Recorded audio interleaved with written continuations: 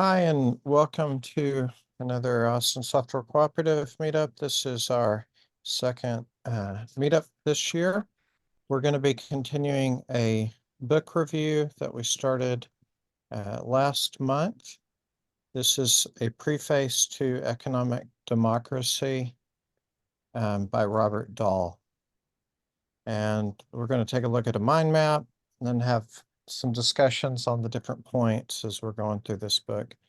Maybe that we split this off, do you think, Watson, into another? We may be able to get through the whole chapter. All right, let's see how it goes. All right. Thanks, Taylor. All right. So, chapter 2, democracy, political equality, and economic liberty. Um, I believe this chapter, uh, there will be, if let me go back for a little review. Tocqueville's arguments. Tocqueville is a influential person in political science about democracy. He chronicled the beginning of United States and its journey to being a democratic nation. And he has this problem of democracy where he kind of pits different sides against each other or different concepts. And let's go ahead and review some of this. So you got an argument here. Uh, let's see. First, throughout the civilized world, equality is increasing and inevitable because equality has nearly reached its natural limits among the white male citizens of the United States. America is the testing ground for the world. Number two, liberty is a good supreme is of good supreme importance, perhaps indeed a good greater than equality. But the love of equality is stronger than the love of liberty. While the advance of equality is sure, the survival of liberty is more doubtful. So we're going to be digging much more into this in this chapter. A necessary condition for liberty is the existence of strong barriers to the exercise of power. In the past, liberty has sometimes been protected against concentrated power by the existence of strong intermediate organizations standing between the individual and the state.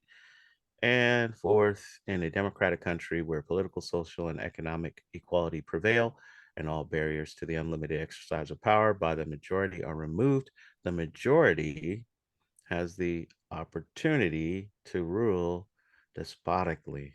So that's his really surprising, um, consequence or conclusion. The very essence of democratic government consists in the absolute sovereignty of the majority, for there is nothing in democratic states which is capable of resisting it. Right. So you've got that. So you really have these two against each other: equality, but there's more than one type of equality, and liberty, right? Or freedom. And then so let's go ahead. That's enough review from here. And you're going to be able to tie it into more specific pieces in this chapter. So democracy, political equality, and economic liberty, right? So we're talking about different types of liberty and different types of equality. And we're going to have some definitions for democracy and some arguments, right? So we have here to say democratic institutions and the political rights that they require have shown certain capacity for survival is not to argue, however, that the political equality is alive and well in the United States. Let's skip down here as we got a lot to cover here. Right? Sizable inequalities in political resources among the citizens of a democratic country should be disturbing to anyone who places a high value on political equality. Such an undesirable state of affairs would be acceptable only if no feasible alternative could be found. He revisits that concept of juggling alternatives. And you may think of Winston Churchill saying democracy is, the worst of all, democracy and capitalism, I forget which one, but I think democracy is the worst of all um, frameworks, essentially, except for all the others, right? So it's the least bad kind of thing. So Robert Dahl does the same thing. We're using that line of argumentation. All right, let's get into ownership and control of firms affects political inequality in two ways that are closely related but rather different. Ownership and control contribute to the creation of great differences among citizens in wealth, income, status, skills, information, control over information, propaganda, access to political leaders, and on the average, predictable life chances, right? So these help to in turn, to generate significant inequalities among citizens in their capacities and opportunities for participating as political equals in governing the state. So essentially, we're getting to this argument and this realization of those who have, more resources, more money, they seem to have more power. So what does that mean? There's less political equality. Well, okay, so that goes against democracy. So we're gonna be setting we're gonna be pitting those two concepts against each other. Second, and even more obvious, with very few exceptions, the internal governments of economic enterprises are flatly undemocratic, both de jure and de facto. Indeed, genuine political equality has been rejected by Americans as a proper principle of authority within firms. So I'd say that again. Genuine, genuine political equality has been rejected by Americans as a proper principle of authority within firms.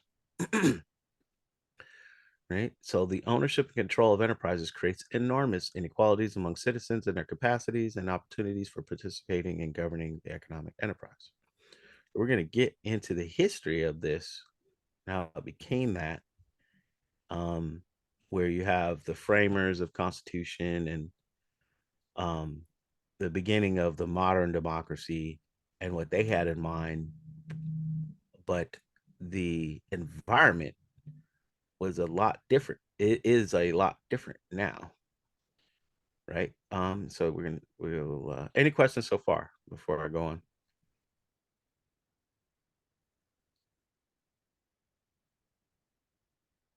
or comments? All right, because this down here is going to be pretty meaty. Massive departures from political equality in the government of the state and the internal government of firms are by no means an excessive price to pay for achievements of corporate capitalism and economic order that has managed better than any alternative to help sustain certain crucial values, not only the greater efficiency of economic affairs than any of the alternatives, but also democratic countries are historically unusual, perhaps unique degree of democracy and political liberty in a governing state. So essentially, we should um, not throw the baby out with the bathwater. Essentially, we got a lot out of the system that we have, and you may hear this argument over and over. This is the best system. It has raised. I've seen Stephen uh, Pinker say, you know, these modern systems that we have now, like capitalism, have raised uh, so many people out of poverty. You know, it's going the where how we live now is much better than any time in history. So this is a kind of argument you're going to hear, and he's going to dig into it. So a utilitarian argument. This is the best of what could possibly be, and he's going to dig into, wait a minute, might be some alternative. So capitalism has helped provide a much greater degree of liberty in economic life than any alternative has so far been able to produce.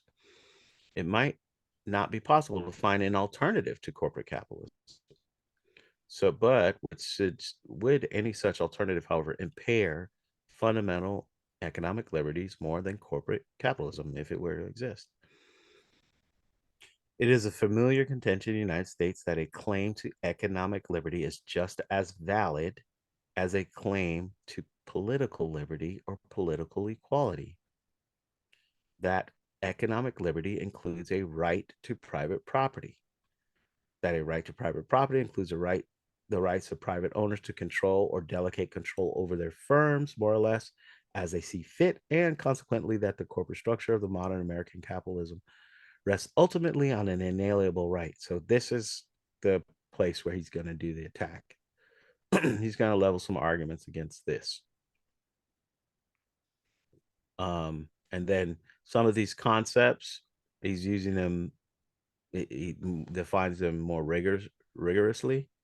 But political liberty, what does that mean? Political equality. Okay. And then economic liberty. So economic liberty being different than political liberty, political equality, right? But notice there's nothing here that says economic equality, right? But we're going to address that as well. All right.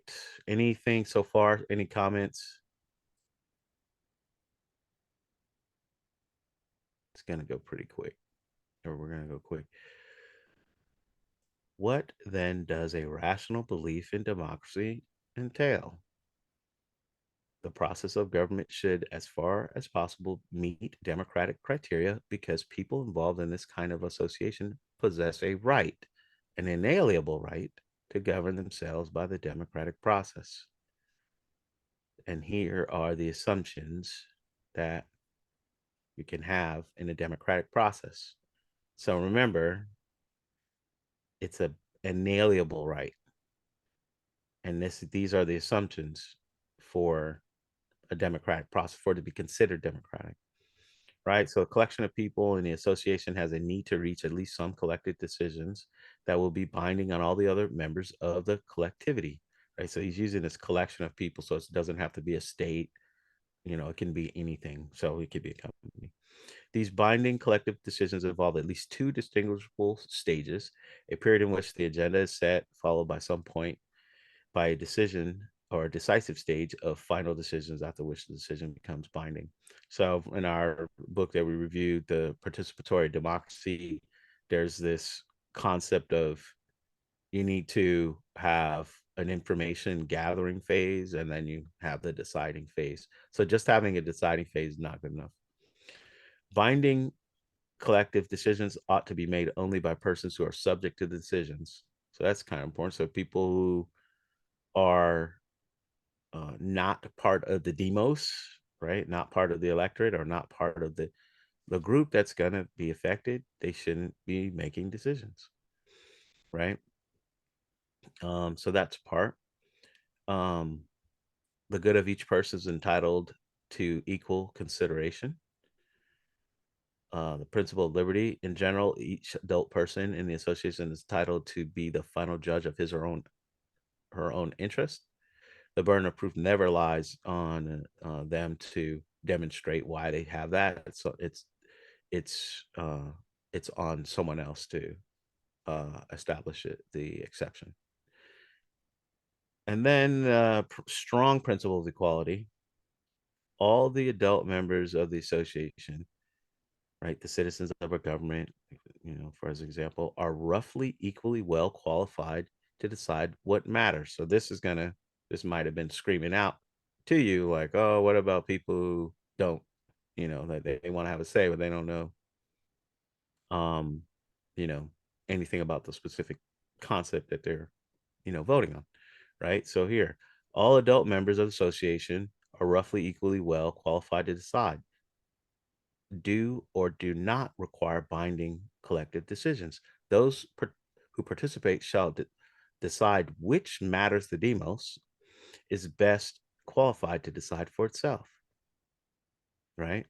in the membership's view, the demos is not qualified to decide for itself, and the terms on which the demos will delegate a contingent to and recoverable authority to others, right? So essentially, if the decision is made is affects someone or a group or whoever, everyone in the group, they can say, oh yeah, we're making a decision, or they can decide to delegate the decision to someone who knows better, but they're gonna have the final say of delegation, right?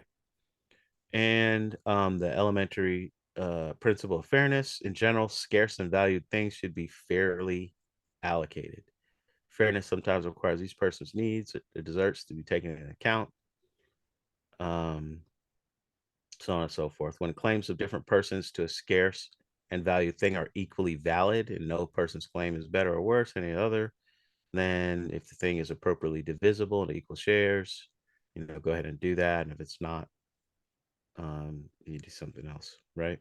So you have these 7 principles about what is democratic, right? And again, Robert Dahl has another book called On Democracy, where I guess it's considered a classic book, where he digs into these assumptions for what a democracy is, and really what sometimes now people call direct democracy, or like an assembly, and then a republic, and both of them rolling under the concept of the democracy. So now you have those um, ideas of what democracy is.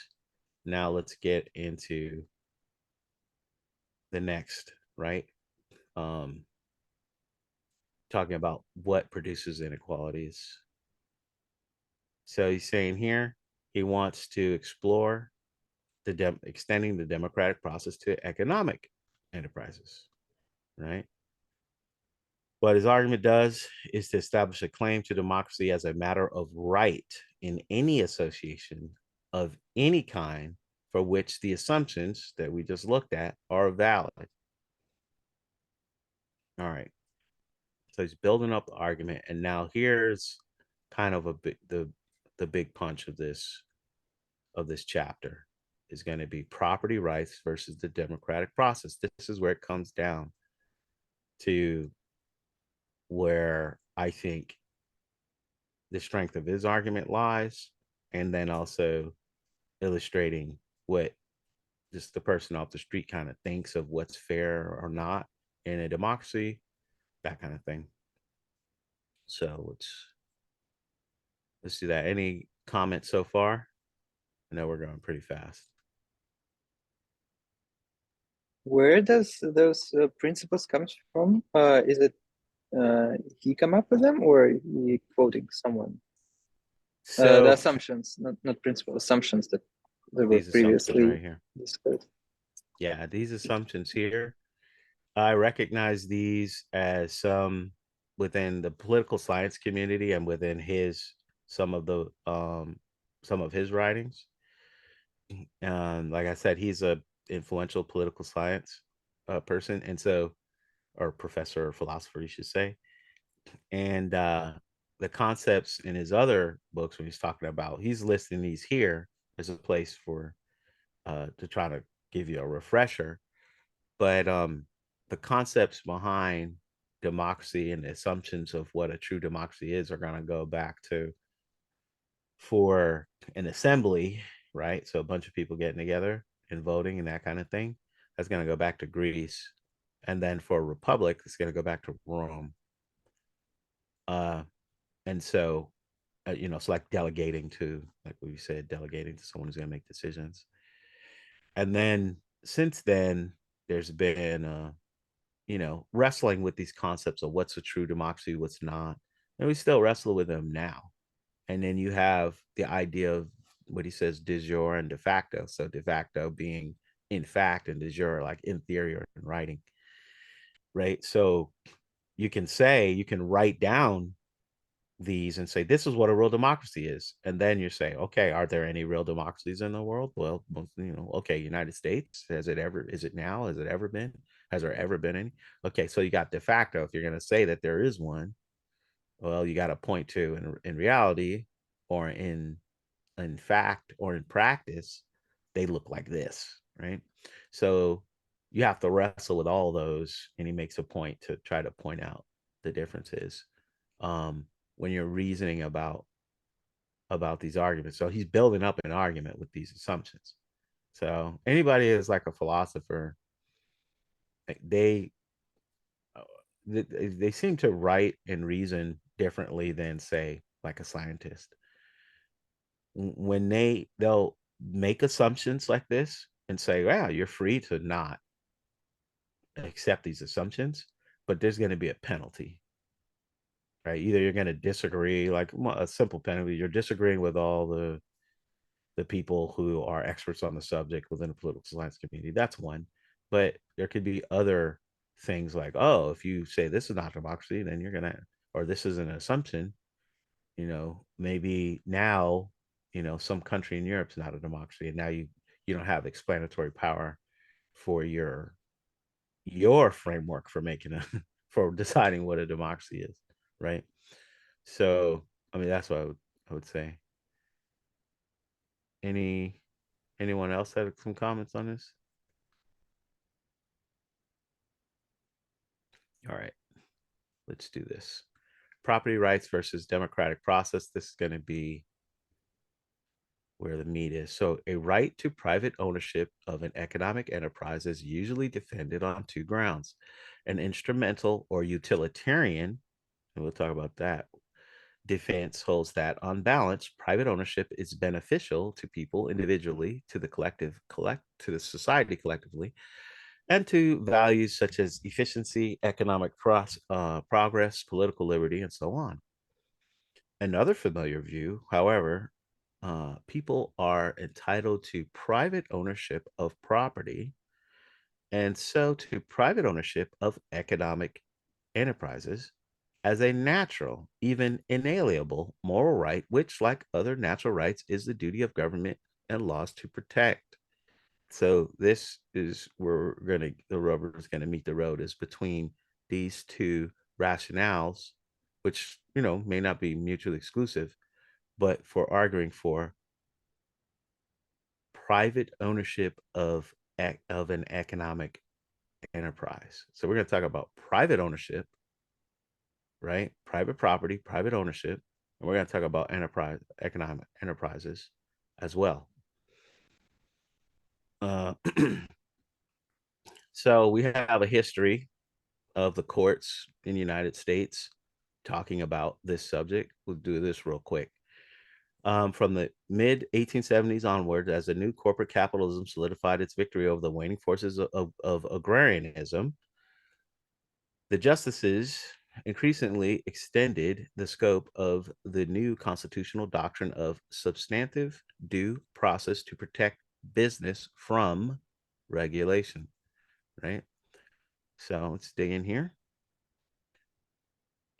If private ownership of economic enterprises is purely an instrumental arrangement and government is a fundamental inalienable right, then any legal entitlement to private ownership of the economy is subordinate to the right of self-government, right? So this is where he's going to try to create some arguments here, right? He's going to say so to say it another way, private ownership, is that a natural and inalienable right, something that can't be taken away no matter what?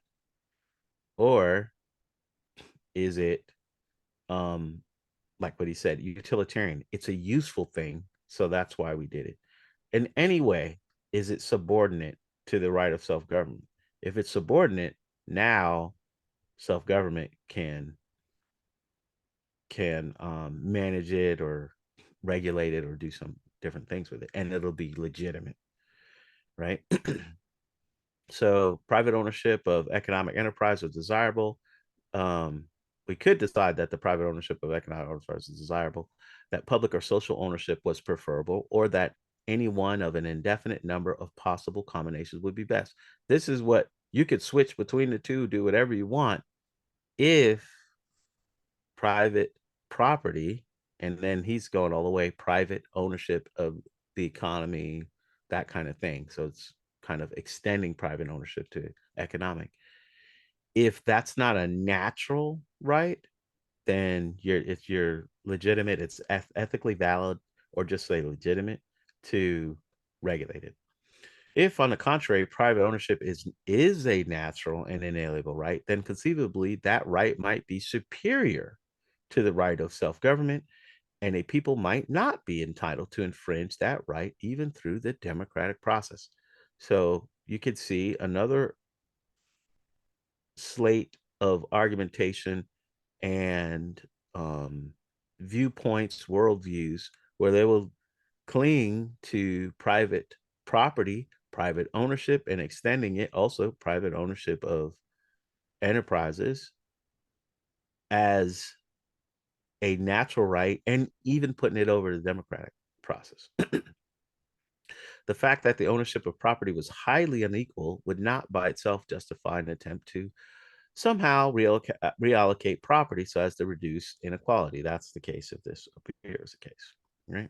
So now we're getting into these arguments. Anything so far? Any comments so far? Okay. Do people possess a fundamental moral right to private property similar to their fundamental and inalienable right to self-government? Is one superior to another? We need to explore the reasoning that would justify the fundamental right of property, comparable, perhaps even superior to the right of the democratic process. Okay, we're gonna look at it.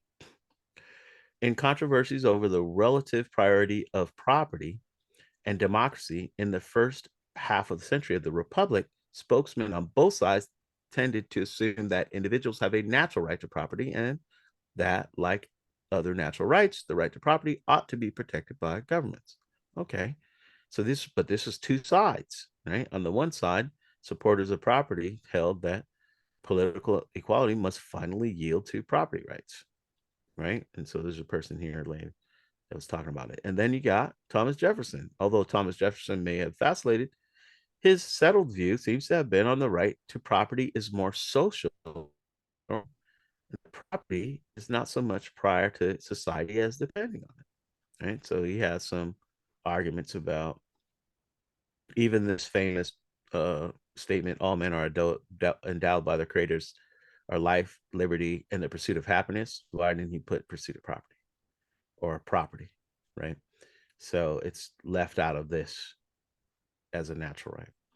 So and then so we've got some history here.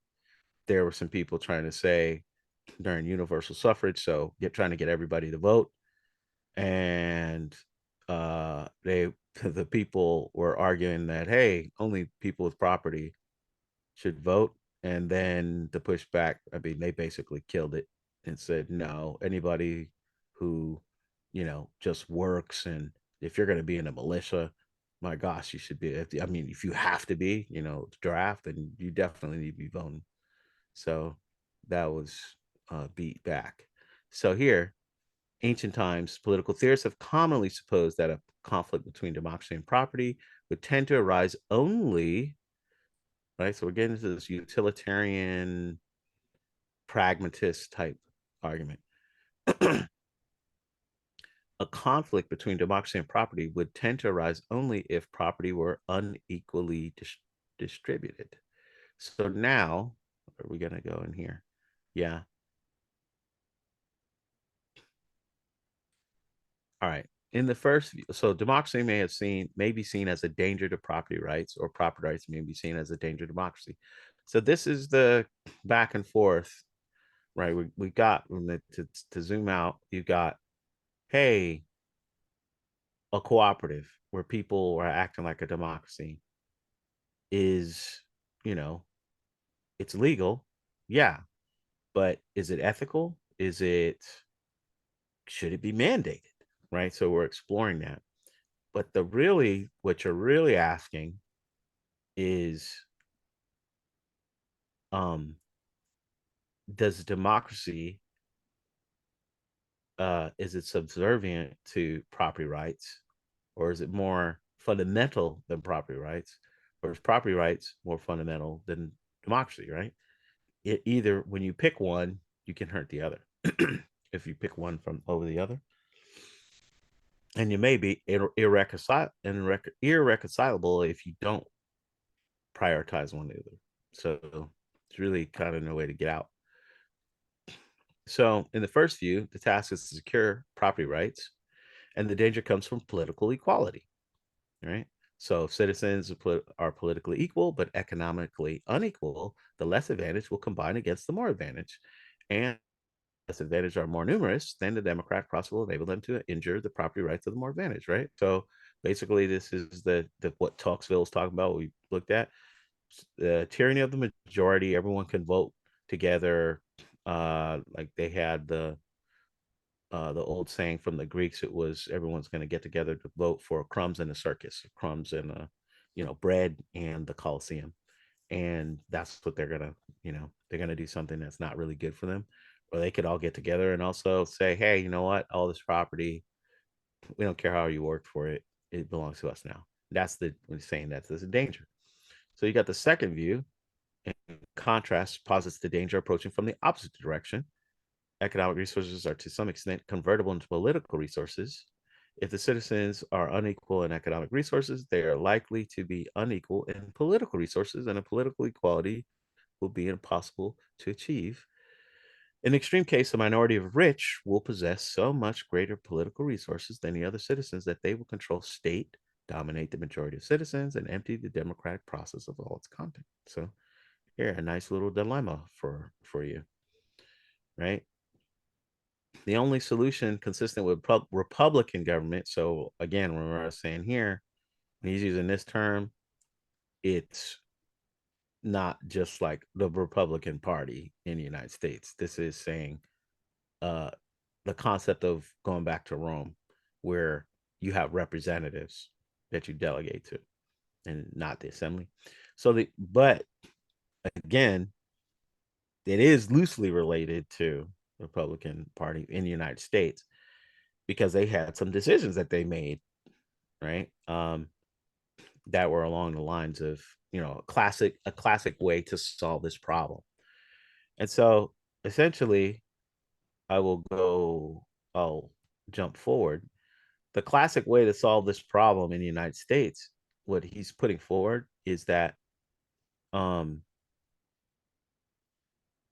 you try to make it to where there's not a large amount of economic inequality. They basically were saying, yeah, in the United States, it's an agrarian society. People were farmers, you know, and people had land, and it was much more equal. And that's how our democracy grew up. Otherwise, the voting would have not, it wouldn't have got off the ground, right? So you have, the historians, you had people in the legislators and everything debating about this back and forth, but it was a classic Republican solution to say, okay, everyone be a like a landowner, like we're going to have some kind of equality, so that we can forestall this problem of the tyranny of the majority, right? So let's go over here.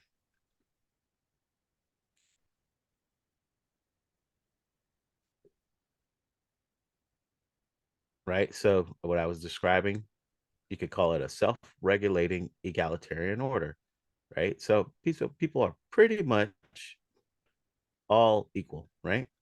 So the ideology of the agrarian, again, farmers, democratic republicanism was triumphant, and that ideology held out the promise of a republic of farmers among whom landed property would be widely dispersed, right?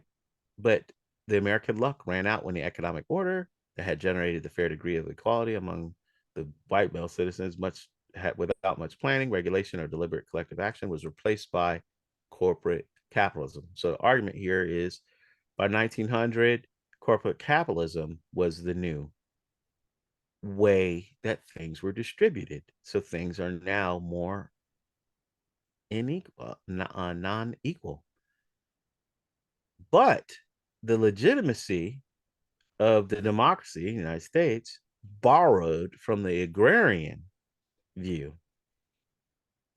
right? The agrarian ideology and strategy. Oh, everyone's equal. So there's going to be, since we're going to have political equality because there isn't much economic inequality.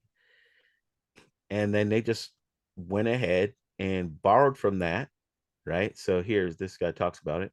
The justification of the new economic order, this corporate capitalism, man became economic man. Democracy was identified with capitalism, right? Which is what we do all day and all night, right?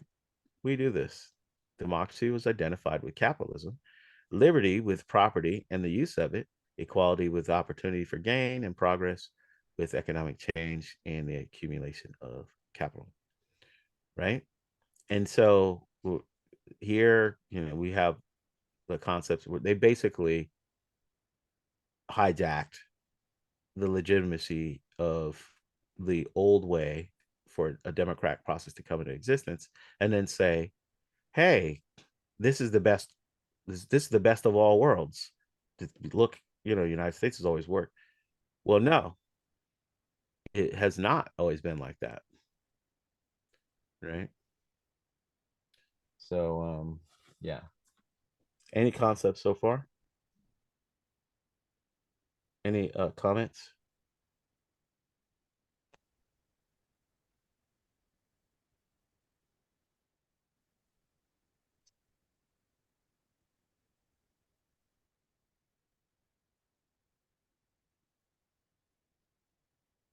I'm just like nodding along, so but really interesting. Yeah.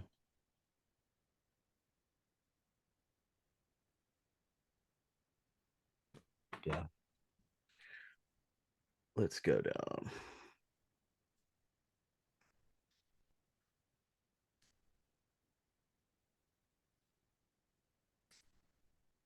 So we got to this part.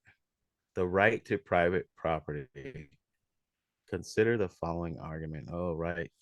We are, 15 minutes ish, 20 minutes. Let's try to do it.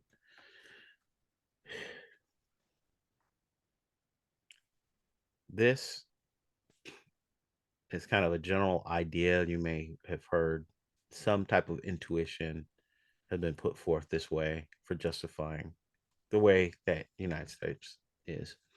Everyone has a right to economic liberty. The right to economic liberty justifies a right to private property. A right to private property justifies a right to private ownership of economic enterprises. A right to privately owned economic enterprises justifies privately owned corporations of great size. A right to private ownership of corporate enterprises cannot properly be curtailed by the democratic process. Right? So this is some intuition, some view that could be put forward that corporations are legitimate ethically as far as being private property. So here, the last four statements involve non sequiturs, meaning that they don't follow. So, like, they're logical fallacies. The final proposition includes a non sequitur because the term right, is ambiguous. A right may be legal, but not constitutionally guaranteed, right? So he's saying they did an equivocation between these words when they use the word right in these different ways. Like the right smokers once had to smoke in restaurants and other public places. A right may be constitutionally protected, but not moral, like the right to own slaves in Virginia before the Civil War. Kind of, makes sense, right? So you can have legal rights, and then you could have a right that is legal, but it's immoral. Both of those are there. So just using the word right and you come up with your logical syllogisms and things, it's it's a great source of equivocation, right? So the right to self-government and thus to the democratic process is surely one of the most fundamental of all moral rights. Whether the private ownership of economic processes or enterprises is also a fundamental right is precisely the issue. If it is not, then the fifth statement above is a non sequitur. So now we're getting into very detailed argumentation, philosophic argumentation.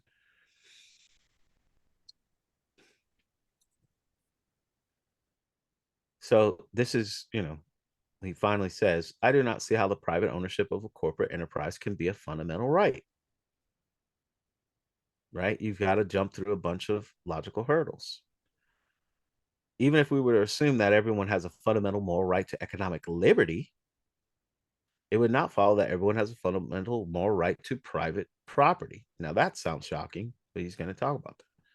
Even if we were to assume that everyone has a fundamental moral right to private property, it would not follow that economic enterprises should be privately owned, right? So that's another layer. So there's multiple attacks or arguments here. Even if we were to assume that economic enterprises should be privately owned, it would not follow that they should be owned privately and managed in the interests of shareholders, much less managed in the interests of managers, right? So he's got a layered argument that, if you don't agree with one of them, it just gets stronger and stronger. So what about this? Isn't property a natural right?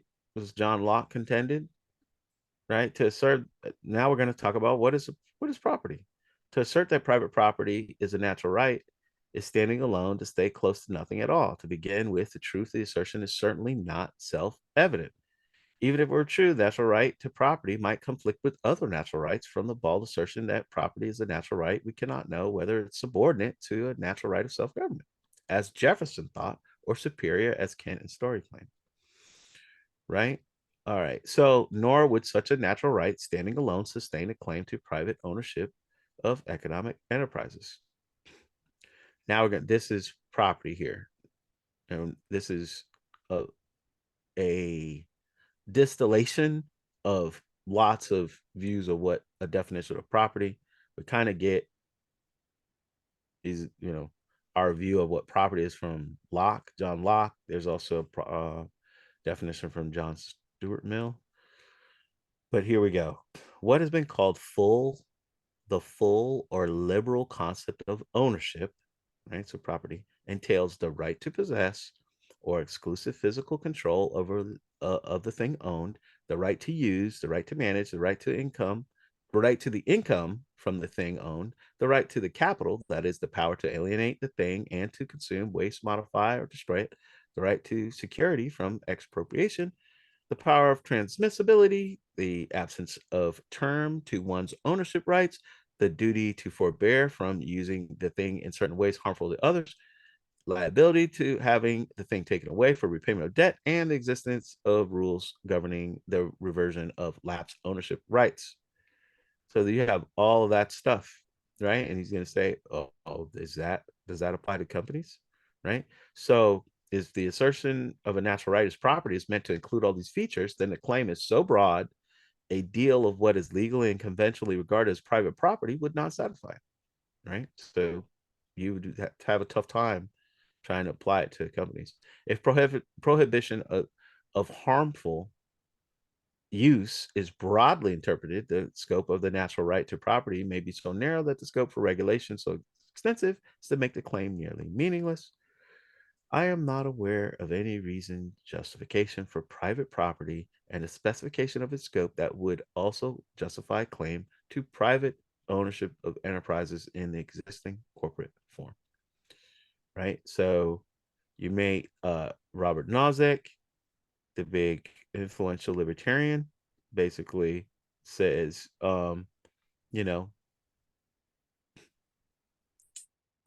to justify corporate property. His theory asserts no one is entitled to holding property except by repeated applications of two principles. The holding must originally have been justly acquired, and it must be justly transferred from someone originally entitled to the holding. But he's saying that's not good enough for corporate ownership, because it's not rigorous enough, right? And talking about Locke's theory for property acquisition, they're too narrow and too broad. For example, it's too narrow because it requires a person to take no more than he can use and then leave enough and as good for others, right? So this is talking about Locke's theory, which is, again, the influential theory for property, right? And he has the claim here. So it's basically whatever the person has worked on, they can say that that's their property. So how are you going to apply that, right, to firms? On Locke's justification, only those who labor to produce goods and services and workers and employees would be entitled to own the goods and services produced by the firm. Moreover, no one would be entitled to own land or gain rent for land. Those who labor to improve it would be entitled to the fruit of their labor, right? So that gives you a hard time with land, not only just corporate, but land. But then you got Mill, John Stuart Mill, justification for his requirements are too stringent. In his view, you're entitled to own a thing that would not otherwise have existed except for your labor, provided that also that your labor is beyond what is required morally to do for others, and others lose nothing by being excluded from it. So his justification excludes property and land, but also, like Locke's, it limits initial acquisitions to producers. So you got a problem there, right? And then he goes in and says, yeah, so what about if it's not a natural right? Let's just say that it's practical, right? So you got a practical need for capital, right? So in principle, the task of supplying capital can be separated from the rights of ownership. In practice, capital supplied through loans and bonds does not entail ownership or control of the enterprise. So they need to control it. They don't need to have property for it. In order for it to get capital, you do loans, right? So it doesn't create a problem as long, and then it, especially again weighing it against the right for associations, what he's calling associations, to have a democratic process for self-governance, that being natural should outweigh these practical grounds, especially the practical grounds aren't a open and shut case of you can't get any funding at all. So yeah, so that is getting into, that's his big review of property. And where are we at? We've got a couple minutes. So any comments so far? I know we really rushed through that one.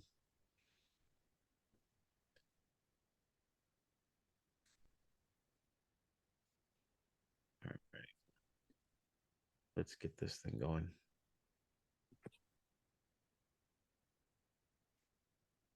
What was that? Your audio was a little low.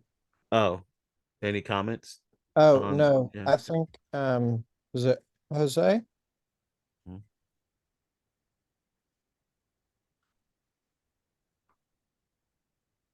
I think he's, Yep. Did you have a comment? I saw Oh, it. Okay. yeah. I mean, just like another way of saying, no, okay, I'll just refrain. I'm good. I'm satisfied. all right. So let's get in here.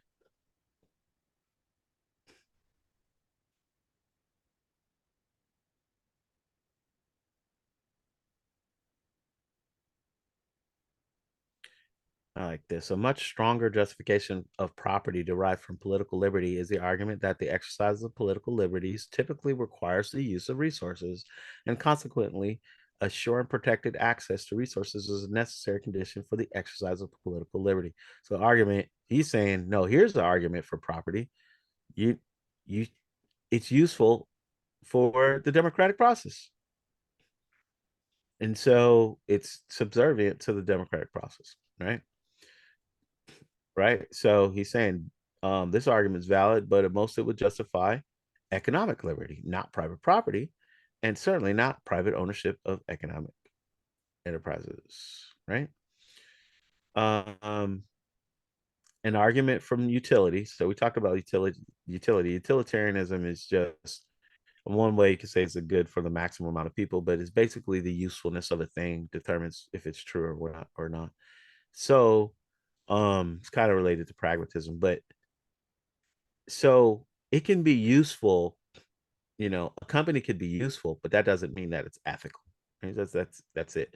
So the argument from utility can never establish a right as natural, inalienable, or indefeasible, right? So on a utilitarian view, then corporate capitalism, private ownership of economic enterprises, and even the institution of private property cannot be defended by appealing to fundamental rights. Right. So he's really trying to kick that home. Let's make sure I got everything. Yep. All right. So